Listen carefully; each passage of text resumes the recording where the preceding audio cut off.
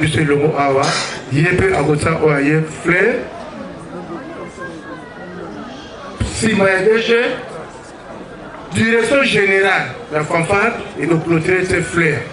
Pour natourer la ngonga. Bandeko total et pas de gens qui aident, to bosani, banzela kichasa, nenge et commenter. Famille paix, tout ça la. Si ma gota va fleur, on a ce que cookie, mon ya famille. Mon ya libota, liloba libota, si ma liloba libota.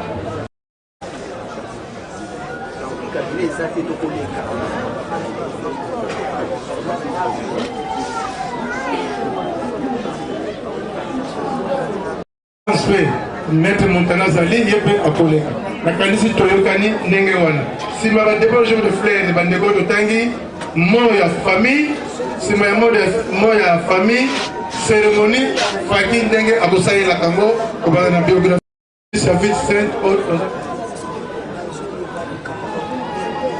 Le représentant provincial Yaro Katanga, Abosaï aleka na sikoyo pana pesa ngo na limema nyonso pe bandeko noto tolanda ye tosengi na chef de famille ya papa Carli Tambu aleka mpona kozwa maloba na nkombo ya famille yambo tozongisi matondi epai ya tata mokonzi ya bule na mayeba leki mpe lingomba mobimba famille vraiment toza na souci émotion eza makasi nde tosengi kaka osunga biso na mabondeli po ete tokoka kobosana bongo na nkombo ya tata mwana mpe molimo santu amen. soki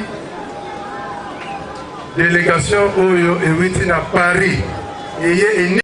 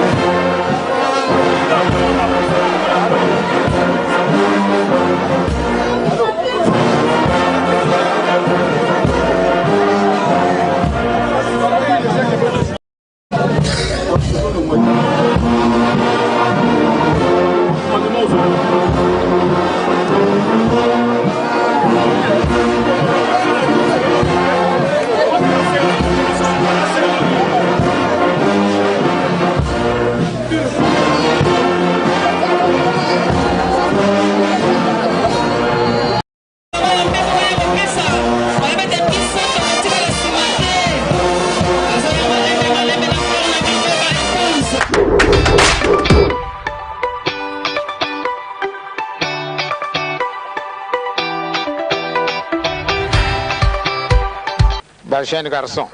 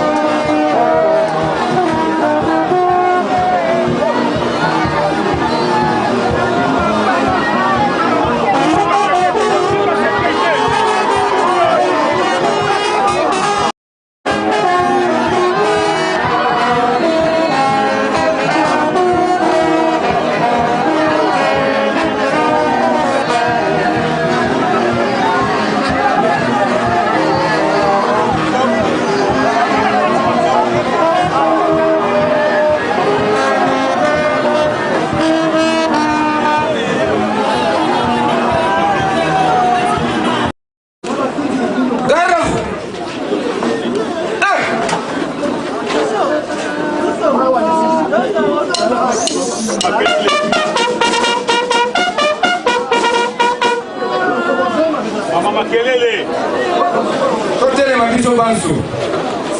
Au réseau final.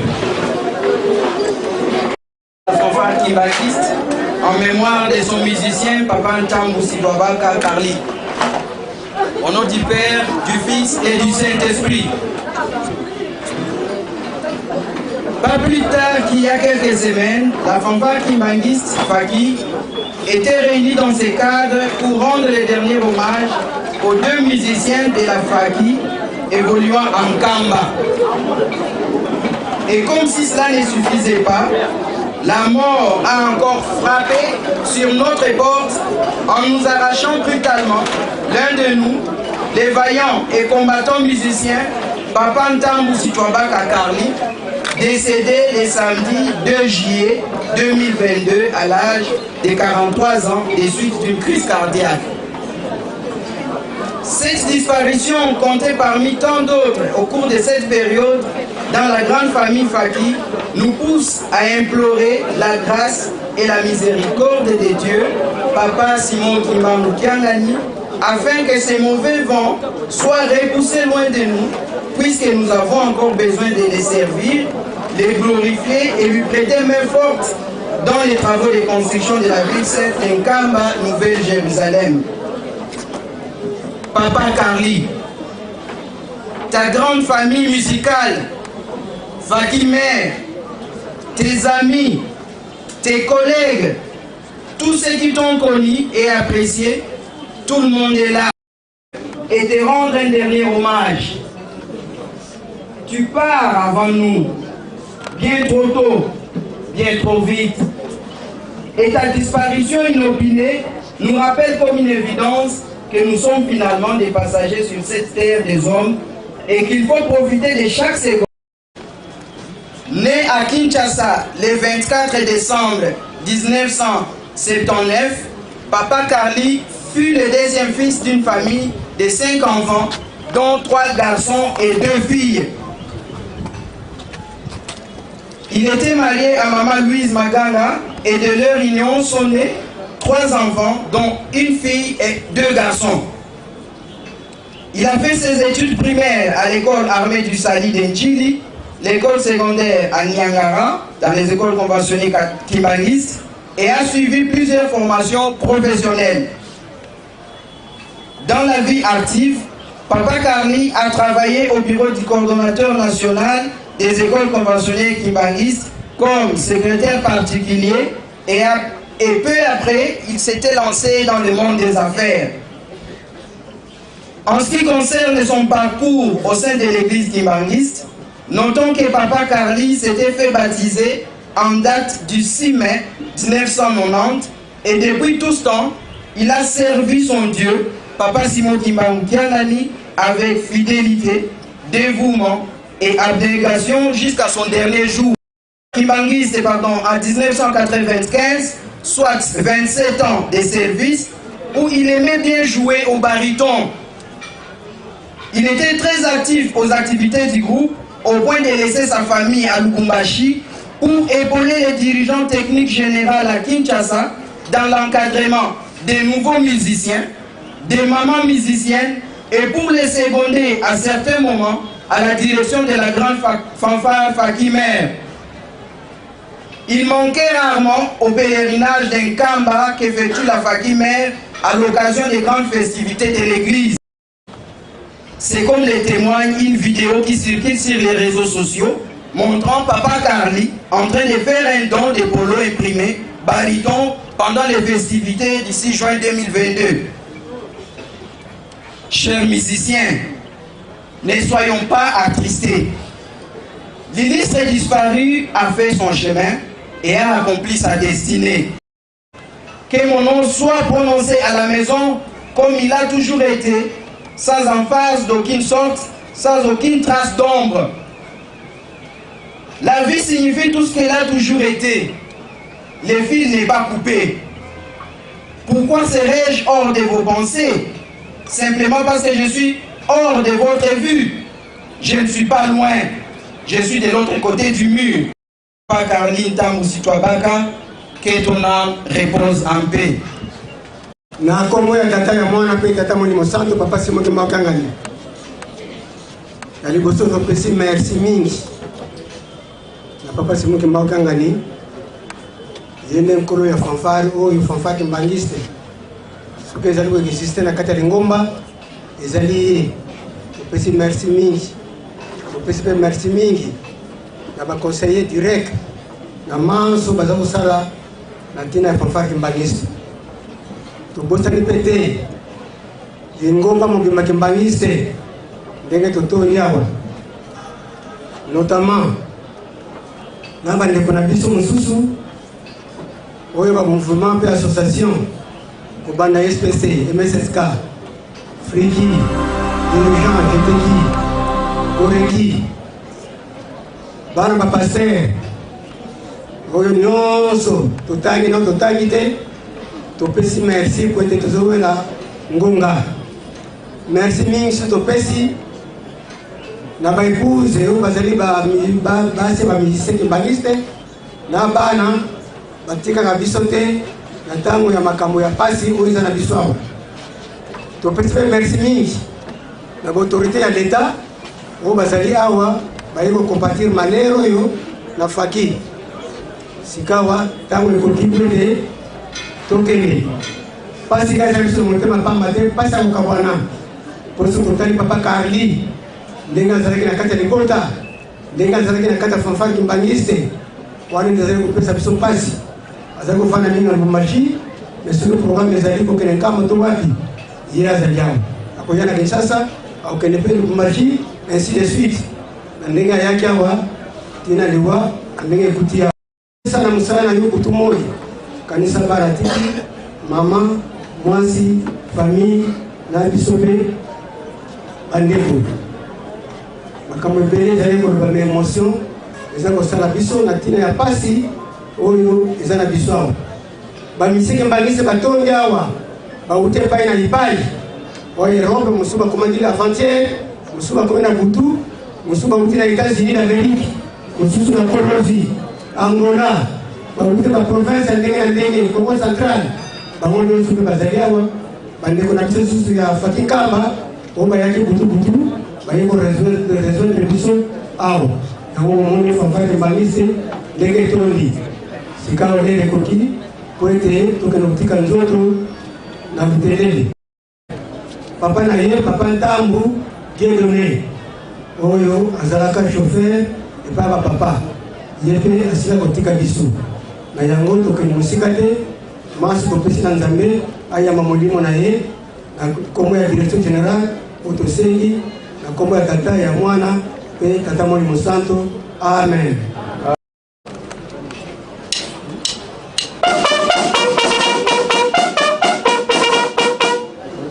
Musique au monde.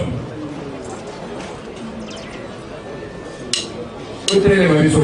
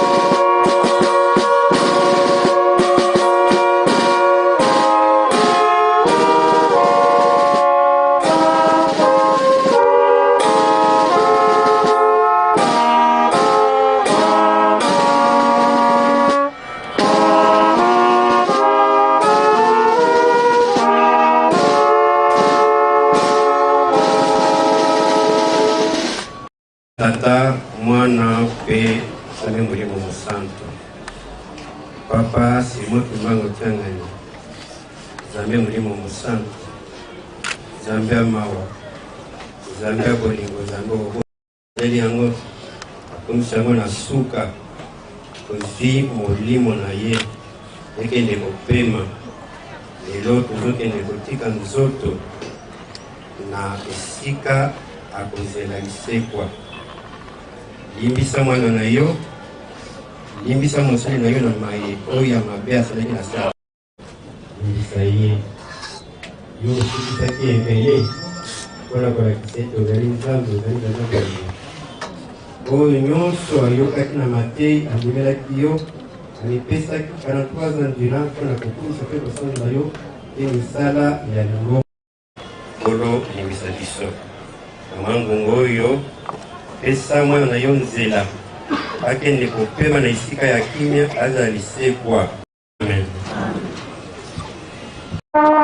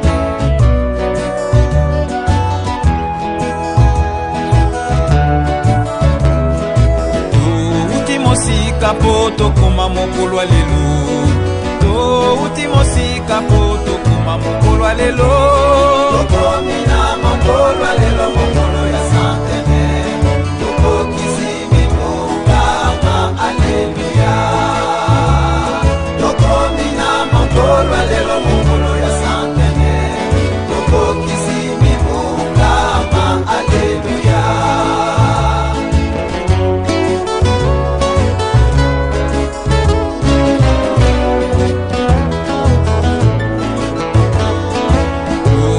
Mosika po tokoma mokolo lelo touti mosika po tokoma mokolo lelo tokomi na mokolo lelo mokolo ya santene tokokisi mibongama aleluya tokomi na mokolo lelo mokolo ya santene tokokisi mibongama aleluya.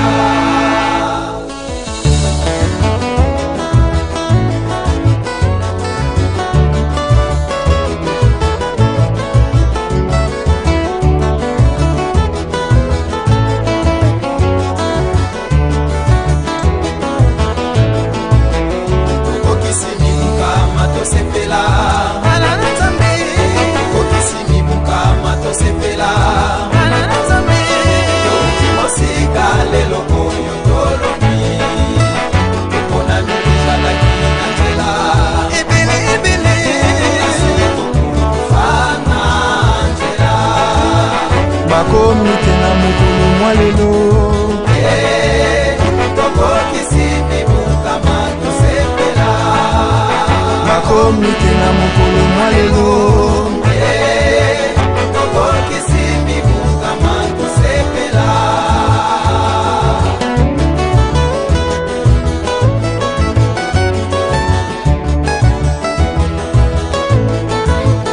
tokokisi mibongama tosepela tosepela bana na nzambe touti mosika lelo oyo tolobi tokona mizalaki na nzela ebele asili kokufana nzela bakomi tena mokolo mwa lelo tokokisi mibongama tosepela bakomi tena mokolo mwa lelo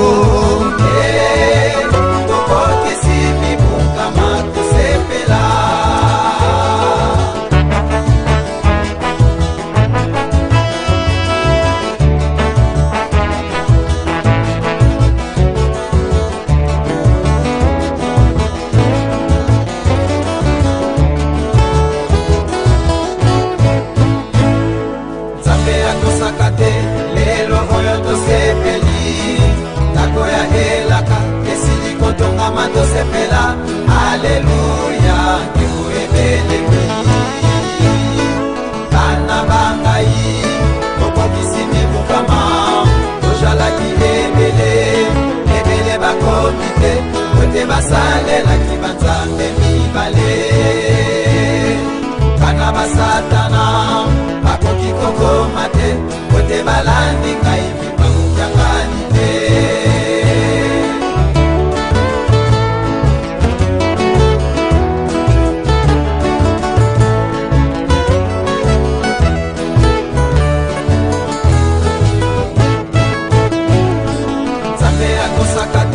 lelo oyo tosepeli nakoya elaka esili kotongama tosepela aleluya kikuebelemi bana bangai tokokisi mibongama tozalaki ebele bakomi te kote basalelaki banzambe mibale bana basatana bakoki kokoma te kote balandi ngai kimanyangani te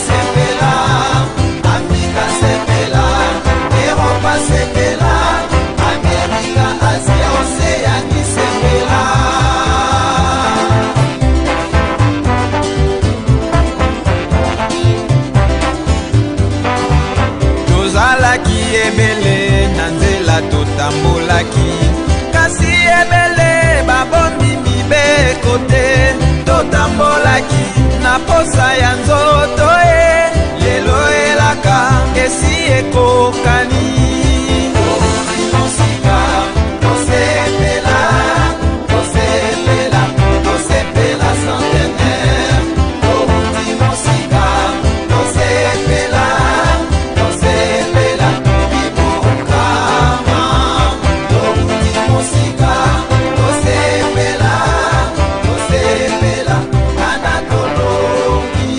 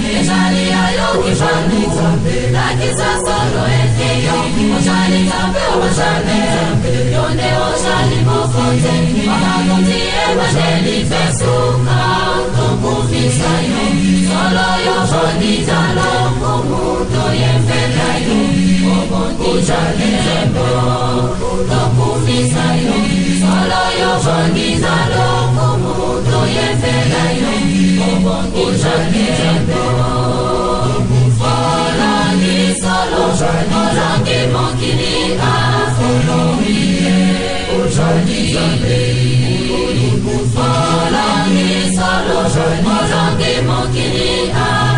olongi zambe olongi solo olongi mokili olongi zambe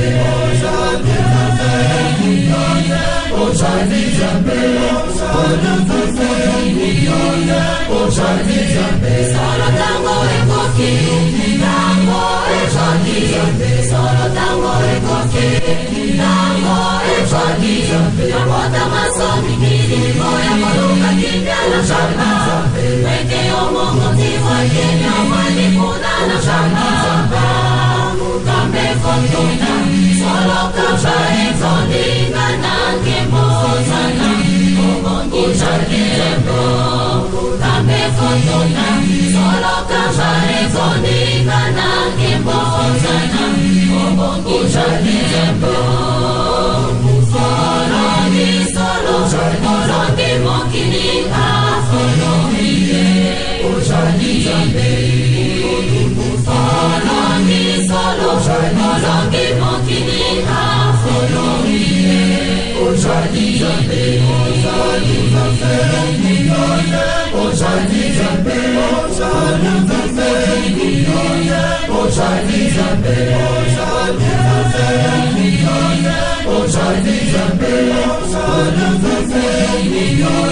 ujargebe. Mokotea mukani, nayo simo kibani. Mokotea fokani, nayo simo kibani. Yomo shalisi wani kolombe bilogo jeso. Iloba nayo yangu yato jani koshelaba. Asieleki ujoni zembe. Iloba nayo tujoni zaka. Ufaeleki ujoni zembe. Iloba nayo tujoni zaka. Salaeleki ujoni zembe. Iloba nayo tujoni zaka.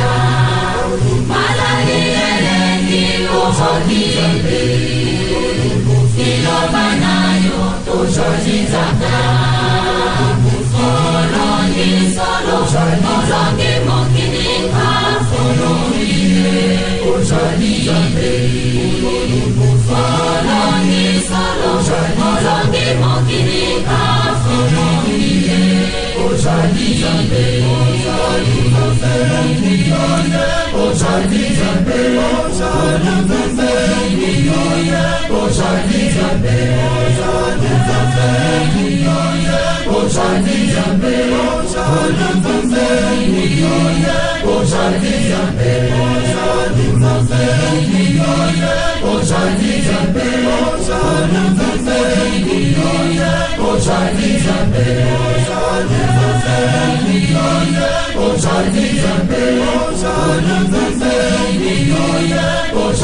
Zambe,